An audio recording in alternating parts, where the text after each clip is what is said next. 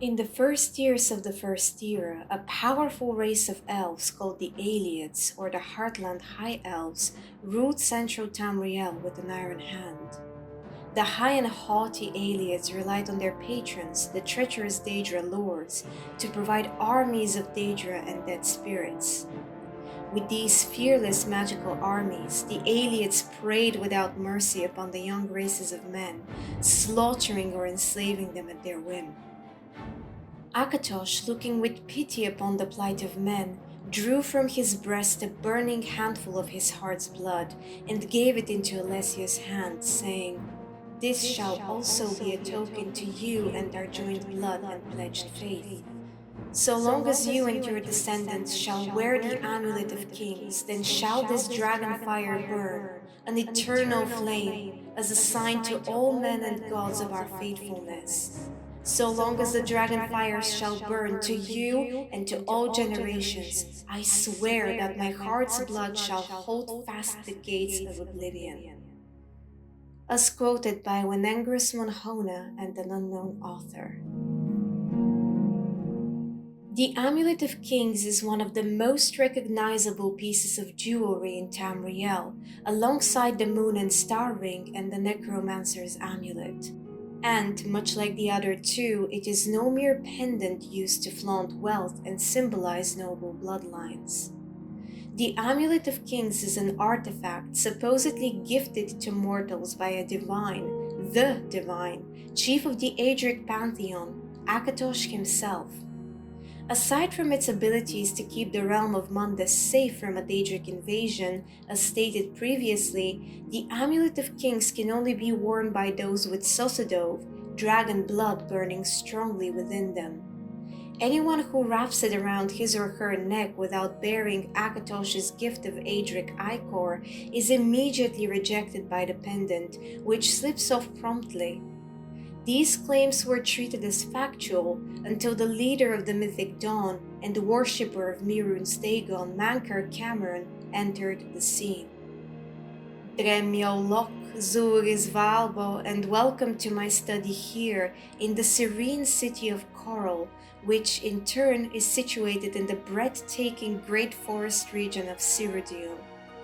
The question we are going to attempt to answer today is, how in the name of Dagoth Or was Mankar Camoran able to wear the Amulet of Kings, given that he is seemingly, more on that later, no Dragonborn, and much less a descendant of the Septim bloodline? The evidence that Akatosh's pendant cannot be donned by just anyone is indisputable. I believe that every single one of us heroes of Kvatch have attempted to put the striking amulet on, only to sigh in disappointment and resignation as it slipped off our necks and fell to the ground. How come it did not do the same with Mankar Camoran, who is likely not only not blessed by the dragon god of time, but is actively fighting against the worship of his pantheon by bowing to Mihrunes Dagon and aiding the Daedric Prince of Destruction in his quest to dominate the realm of Mundus? First and foremost, we are going to examine the Amulet of Kings more closely, as well as acquaint ourselves with who Mankar Camoran truly is, and afterwards, we are going to delve into the possible theories behind his ability to wear this, in its essence, Aedric artifact, in spite of not covering the criteria to be able to do so, at least at first sight. Without further ado, let us focus on the pages of my journal where I have documented my research.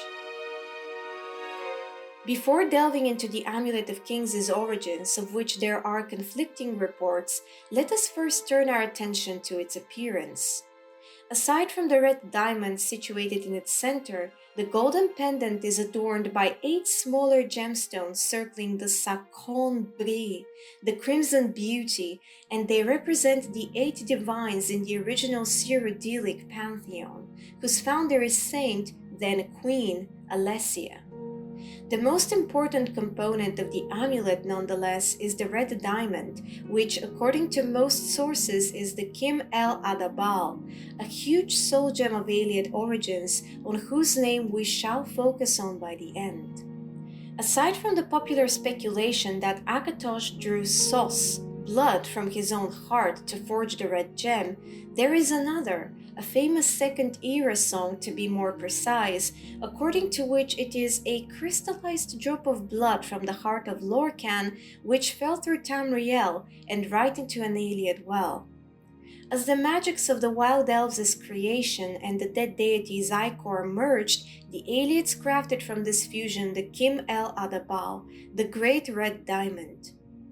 I am uncertain with how much grain of salt we must treat this claim, given it is only ever touched on within a song. Nonetheless, the belief that the red diamond centered in the Amulet of Kings is an Ayleid soul gem is quite common. Regardless of this, nonetheless, its connection to Akatosh is indisputable. Even Manny Marco himself confirms as much in his musings regarding the priceless jewel.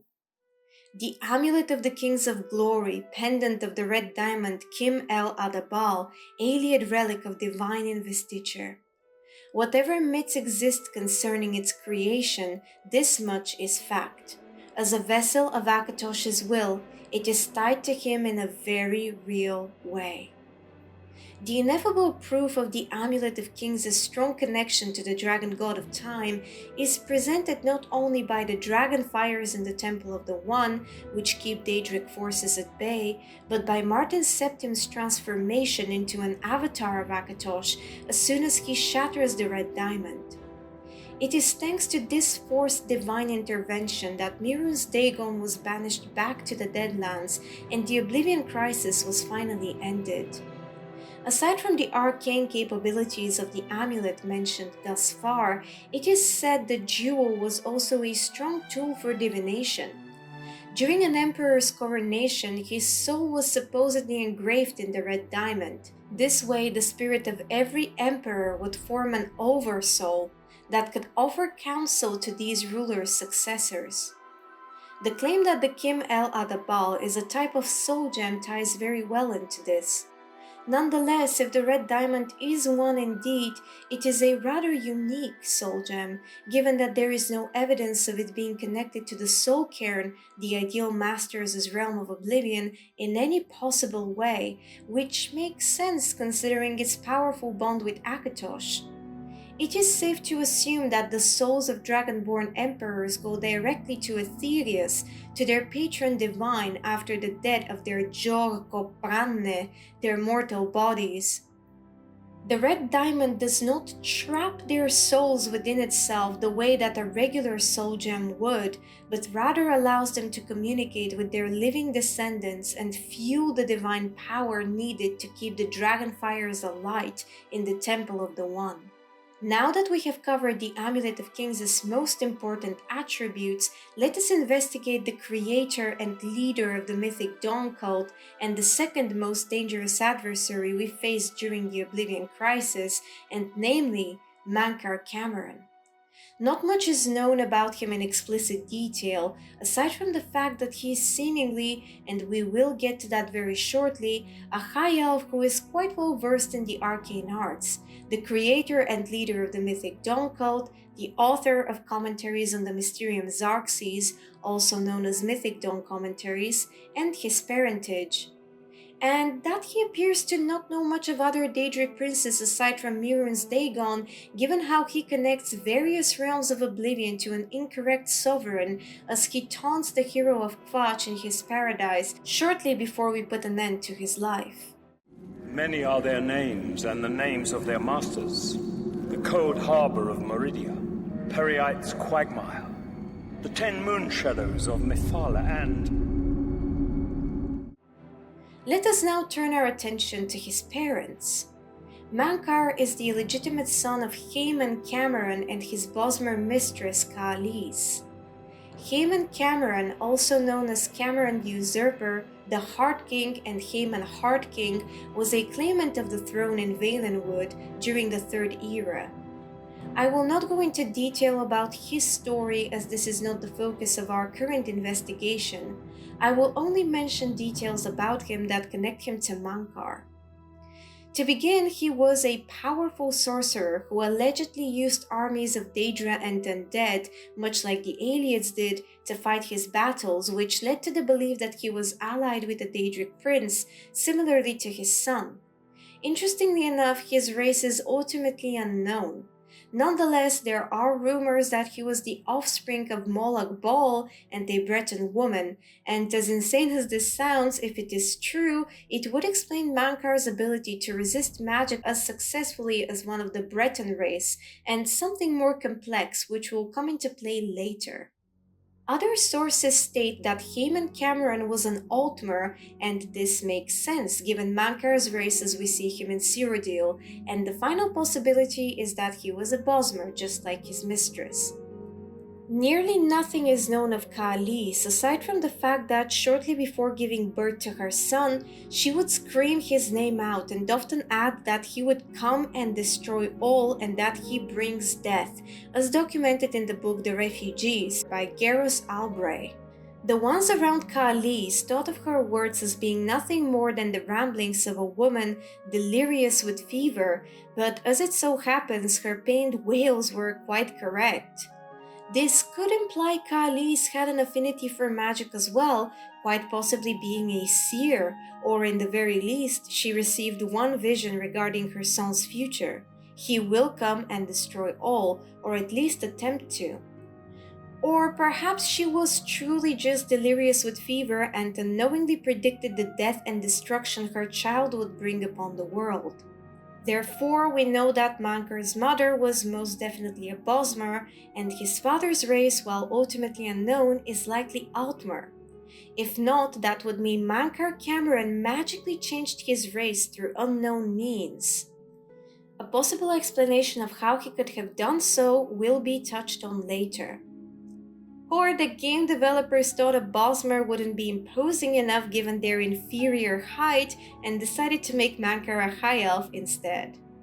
Keeping all of this in mind, we now return to the question that has made many of us heroes of Kvatch raise an eyebrow in wonderment. How was Mankar Camoran able to wear the Amulet of Kings? Let us begin. Moran now Minda. The first theory, which arguably has the least amount of legs to stand on and yet is the simplest explanation behind how Mankar Camoran was able to wear the amulet, is that he was actually a Dragonborn. As evidenced by history and by our story as Dovahkiin during the Fourth Era in the harsh and stunning land of Skyrim, one can possess the soul of a Dova regardless of his or her race. So technically, it is not improbable for Mankar Camoran to be Dragonborn. He does display an extremely high affinity for magic, which is something Dove also do, given that they are arcane in their very essence. Aside from their inborn ability to shout, which is an exceptionally powerful form of magic, Dovahe are capable of sensing occult occurrences with extraordinary precision. Furthermore, Mankar Camoran displays a strong desire to rel, to dominate, which is a most prominent trait among Dove. An honorable mention which ties into this theory is the speculation of a braan bovitaan, fellow adventurer, who claims that Heman Camoran was actually able to use the Thu'um. One of the Heart King's notorious battle tactics were to produce powerful beast-like roars to frighten his opponents. We see examples of this strategy in action described in the Refugees book. The boy's mother was about to answer him when there was another rolling roar from outside, which grew louder and louder, as if some great but incorporeal beast had come into the cellar. The walls trembled and dust burst from the ceiling in a rain of powder. The frightening bestial roar passed through the cellar again, even louder than before. "It is indeed a trick, as a matter of fact," Orban yelled above the screech. "It's a phantasm he employs to scare people.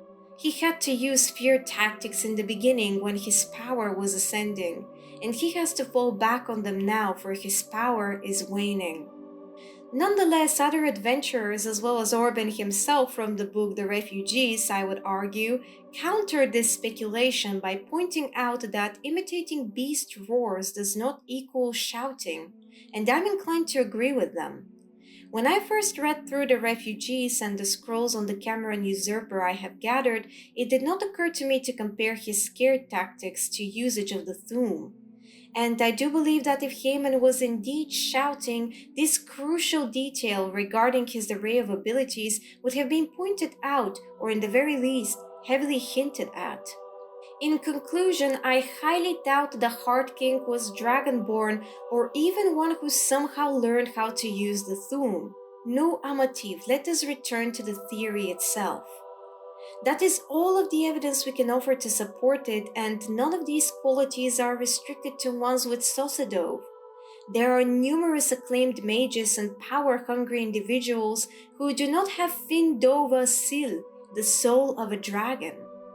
Furthermore, it is Akatosh who blesses mortals with the essence of his children, and there is no apparent reason as to why he would give such devastating power to Mankar Camoran, especially considering at the time of the latter's birth, which is somewhat disputed, but nonetheless the following statement is true for whenever Mankar was born, the septim line of Dragonborn emperors was alive and well. There is also no proof that he had any grasp of the Thu'um, aside from the rather far-fetched speculation of Haemon Camoran's imitation of beast roars being in actuality shouting, and that he himself was capable of it, at least until the next theory comes into play. He also shows absolutely no signs of having an inborn understanding of Dovazul, the dragon language. Any evidence that may back up this claim is vague and non-concrete enough to be labeled as mere assumptions. Nonetheless, due to this theory's technical probability, I deemed it was worth including it in my research. The second and arguably most popular theory is that Mankar Camoran used Myrnus's razor to reshape his nymic and become Dragonborn. Nymics are normally exclusively associated with Daedra of any kind, including Daedric Princess, and are known as their incantatory names, which define their very nature. There are quite a few related terms to the collective Nymic, but the most well-known and utilized are protonymics and neonymics.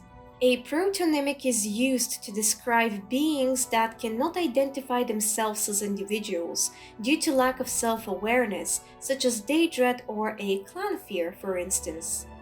Mankar Camoran's usage of this term in his first volume of commentaries on the Mysterium Xarxes aligns with this explanation, except he applies it to Jor, mortals, and not Daedra, which is crucial to our investigation.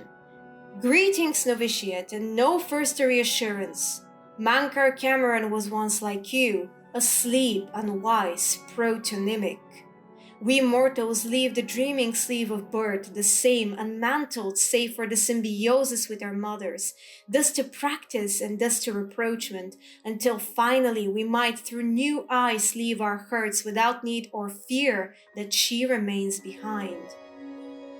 A neonymic is an addition to a more sophisticated Daedra's protonymic, such as Dremora and Zivali, for example. The way I understand it, creatures who possess this type of nymic are capable of identifying their individuality due to their higher intelligence, unlike their lesser brethren. In the first tome of his commentaries on the Mysterium Xarxes, Mankar writes the following.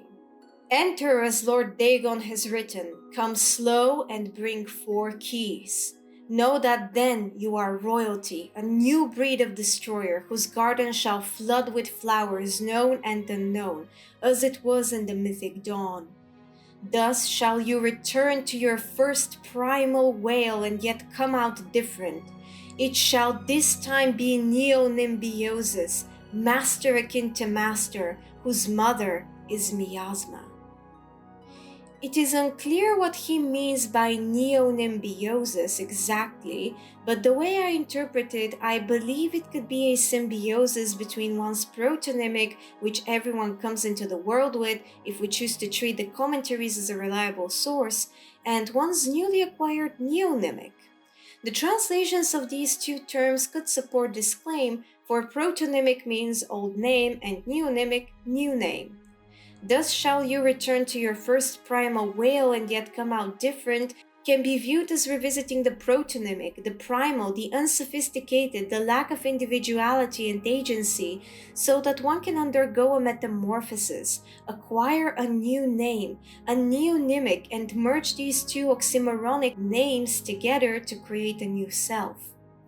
Mankar also references the term nymic path in the 3rd volume of Commentaries on the Mysterium Xarxes. Oathbreakers beware, for their traitors run through the nymic paths, runner dogs of prolix gods. The dragon's blood have hidden ascension in 6,000 years of ethereal labyrinth, which is arena, which they yet deny is oathbound. By the book take this key and pierce the divine shell that encloses the mantle takers. The skin of gold, Scarabae Orbex. It is ultimately unknown what a nymic path means. It is a term only seen in Mankar Camoran's work and nowhere else. If we choose to simplify nymics and compare them to how DNA, for instance, works, but sprinkled with ethereal and magical natures and names that carry power, perhaps in this context the nymic path refers not only to bloodlines who worship the Aedra, the Septims being the most prominent during the events of the Oblivion crisis, and perhaps even in general in Cyrodiil, but also individuals who simply bow to the Aedra and worship them with great dedication, such as priests invoking their names, praying at their altars. To understand this paragraph better, it would be preferable to read the entire volume, but this is not our focus, so I will very briefly and vaguely summarize. Mankar believes Lorcan to be the original deity and views the Aedra as betrayers who killed him, and denies their godhood altogether. But if a god can die, how does his heart survive? He is Daedroth! Tamriel I Daedroth! Thus, whom he refers to as Oathbreakers are likely the Aedra themselves. Darelot has an incredible video on the 7 pillars of the Mythic Dawn, where he masterfully analyzes Mankar's commentaries. I highly recommend it and will leave his work below for you to see.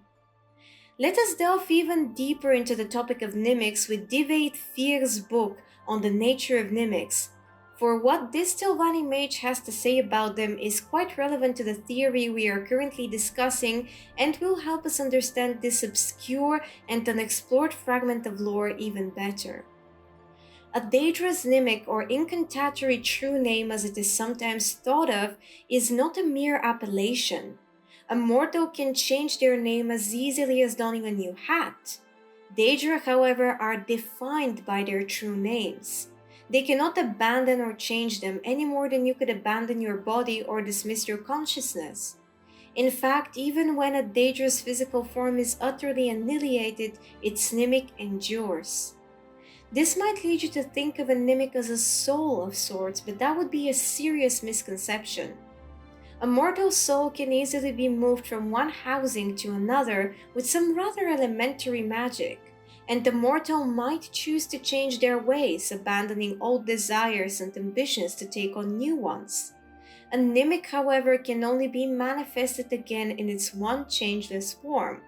For example, a Daedric prince such as Myrun's Dagon cannot just choose to stop being a god of destruction. That element of his portfolio defines him for all time.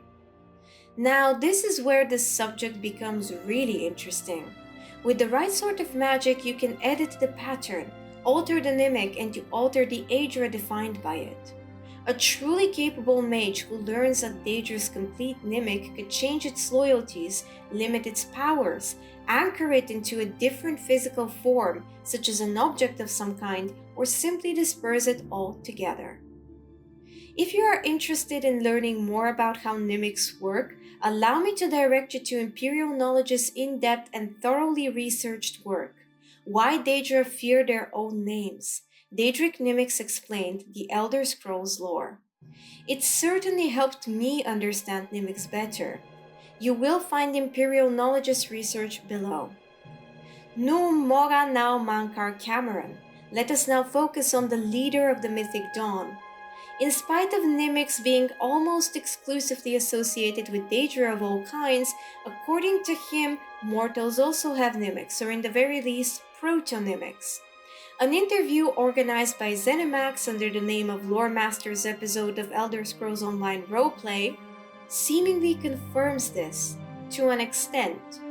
Here is a part of the transcript of said interview relevant to our investigation, for I could not find the audio, unfortunately.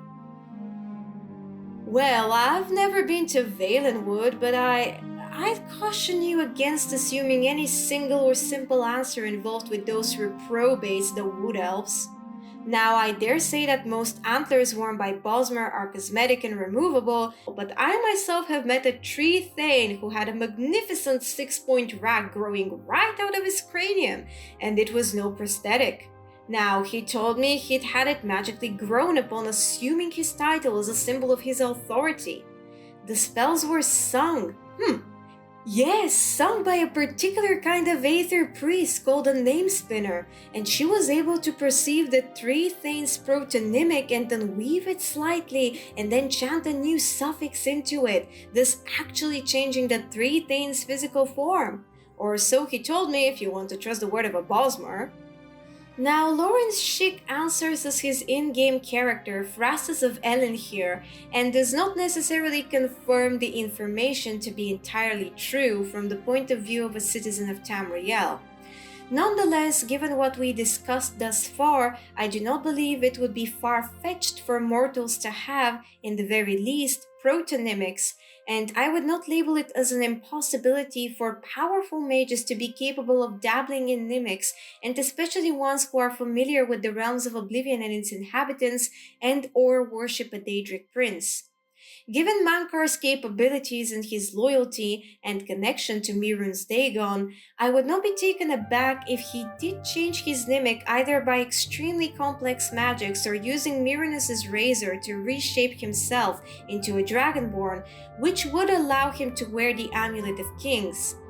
I did look into the Daedric artifact itself, and while there appears to be no information on how exactly it could be used to change one's nymic, given how crucial nymics are to the Daedra, it is not unlikely. Furthermore, Mankar does share in his commentaries on the Mysterium Xarxes that he, and I quote, "When my voice returned, it spoke with another tongue. After 3 nights, I could speak fire." This implies that he could use the Yoltog Shul fire breath shout, thus he gained the ability to speak Dovazul and utilize the Thum. By making himself Dovahkiin, Mankar would most certainly be able to wear the Amulet of Kings and exploit its special abilities. Having said all of this, whether or not it is possible for a mortal to change his or her nymics, or if Jor have nymics to begin with, it is neither indisputably confirmed nor denied. However, there are instances pointing at the opportunity to alter one's nymic, even a Daedra's, which is seemingly unchangeable, and it is not improbable to assume mortals, and especially mages, do possess nymics they can reshape. Furthermore, if we take the theory that Mankar Camoran was indeed a son of Moloch Baal and a Breton woman seriously, this would mean that Mankar has Daedra Sos, Daedric blood coursing through his veins. And if his body carries Daedric ichor, it would make the possibility of him having a nymic to alter even more likely. Something unscripted that I noticed is that he definitely has Bosmer blood in his veins through his mother, Qalos, even if his father was not necessarily a Bosmer, and according to Phrastus, or Lawrence Schick's character in the interview, Bosmer do have name spinners who can weave and change protonymics. It is also an interesting thing to consider. Here we return to the speculation which ties into this, that mortals definitely possess a protonymic, an old name, the type of nymic that, in a manner of speaking, defines one's species, the first most primal nature. If Mankar's father was not an Altmer but instead half Daedra, half Breton or a Bosmer, then Camoran Jr.'s race as we see it in Cyrodiil could be explained by him altering his protonymic into an Aldmeri one. The topic of nymics, as I said previously, is rather obscure and complex and requires a more in-depth investigation. Nu Amativ, let us discuss the final theory on how Mankar Camoran was able to wear the Amulet of Kings, and namely, according to this last speculation, Mankar was able to don the pendant because he belongs to a royal Ayleid bloodline. If we accept the information that the red diamond is indeed the Kim El Adabal, a soul gem of Ayleid origins, it would be logical for the amulet to accept Mankar as one who covers the criteria to wear it. Furthermore, in spite of being notorious for worshipping the Daedra, there was a huge number of Ayleids who bowed to the Aedra as well, and especially Magnus, the god of magic, Mara, the goddess of love, Ifre or Jeffre in the Aldmeri pantheon, known as the spirit of the now and god of song and forest, and naturally Auriel, the time dragon. Akatosh and Auriel are considered to be one and the same by more dogmatic theologists. However, many believe the former to be an oxymoronic combination of Shor and Auriel, two opposing forces which was created by Saint Alessia as she merged the elven and human pantheons into the Cyrodiilic one. Either way, however, I believe Auriel can be treated as an aspect of Akatosh and vice versa. Neither of the previous claims contradicts this. We are well aware of the Amulet of Kings' undeniable and powerful connection to the dragon god of time, that the pendant is a vessel of his will. Whether we choose to refer to him as Akatosh or Auriel, ultimately we would be speaking of different aspects of the same deity. And Altmer consider themselves to be descendants of the elven giants, their pantheon. Whilst on the topic of the time dragon, as the elves refer to the chief of the Aedra, we might as well revisit the second era song we spoke of earlier, according to which the Kim El Adabal, the red diamond, was a drop of blood from the heart of Lorcan that fell into an Ayleid well. The first line of which is, When Akatosh slew Lorcan, he ripped his heart right out. He hurled it across Tamriel, and the heart was heard to shout. This could perhaps explain why the dragon god of time has such a strong connection to the Amulet of Kings, aside from his well-known association with Alessia. Furthermore, if we consider Akatosh to be a merge of Lorcan and Auriel, this would make the blood his either way. Perhaps the truth of the formation of the red diamond lies somewhere in between it falling into an Ayleid well from the heart of Lorcan and Akatosh drawing blood from his own breast, especially taking into consideration what we just discussed. What matters is that regardless of which myth of the Kim El Adabal's creation is true, it is undeniably intimately connected to the dragon god of time. Furthermore, if we wish to delve much deeper and attempt to translate Kim El Adabal into Tamrielic, we will get a most intriguing result. We know what Kim stands for. To put it very simply, it is considered to be a secret syllable of royalty, a state which allows ones who achieve it to transcend above and be freed from all mortal laws of limitation, which brings one closer to the gods, arguably the person who has achieved Kim becoming a god him or herself. El could be a suffix derived from Auriel. We all know who he is, and it is also often used in Aldmeri and Ayleid names to depute divine status, as these were believed to be descendants of the gods of their pantheons, and especially Auriel. In Aldmeris, Tamriel is written as Tamri-El, which means dawn's beauty. Therefore, it is possible to translate the suffix El as beauty also. Ada can be connected to the Et Ada, also known as the original spirits, with Ada itself standing for spirit. And finally, the word bol can be found in the Dunmeri language, and it stands for stone. Thus, the rough translation of Kim El Adabal would be something along the lines of the stone of the spirit Auriel, which transcends mortal laws and limitations. Keeping all of this in mind, it would not be improbable for a successor of the Ayleids, the Heartland High Elves, who also worshipped Auriel and other Aedra, aside from the Daedra, who are supposedly descendants of the Time Dragon, to be considered worthy to wear an amulet intimately connected to said Time Dragon. But are the Ayleids not extinct? How can they have any descendants? Their blood, albeit altered, is in fact still strongly present in modern Tamriel. The Ayleids did not pull a Dwemer, nor were they hunted and exterminated similarly to Dove. In fact, after the fall of their empire, many of the Ayleids were integrated in other elven societies, and especially Aldmeri and Bosmeri. The chances of Mankar Camoran being a descendant of the Wild Elves are not only possible, but very high. Furthermore, his paradise appears to be modeled after the Ayleid society and architecture, the remnants of which we see as we travel across Cyrodiil. I have also seen a speculation floating about that despite popular belief in what we are shown and told, the Amulet of Kings is not exclusive to the Septims and Dovahkiin, but can be done by anyone who comes from a powerful bloodline of kings, and if this is true, Mankar more than likely covers this criteria.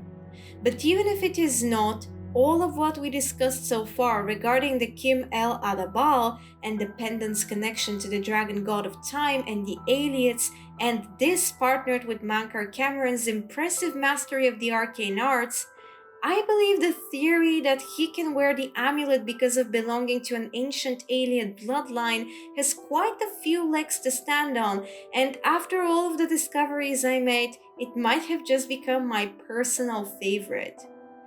And this is where our research comes to an end. Born a Dovahkiin or reshaped into one, half Daedric or entirely mortal, descendant of a royal Ayleid bloodline or Bosmeri ancestors, Mankar Camoran is undoubtedly one of the most intriguing individuals we faced during our story as heroes of Kvatch in Cyrodiil. His ability to wear the Amulet of Kings, which seemingly only accepts those directly blessed by Akatosh and especially emperors of the Septim bloodline, has been a question many of us have asked ourselves for years on end. Which of the speculations offered here is the truth is ultimately left to our interpretation. And that brings me to the inquiry. Which of these theories do you find to be the most plausible? Or perhaps you have your own to tell?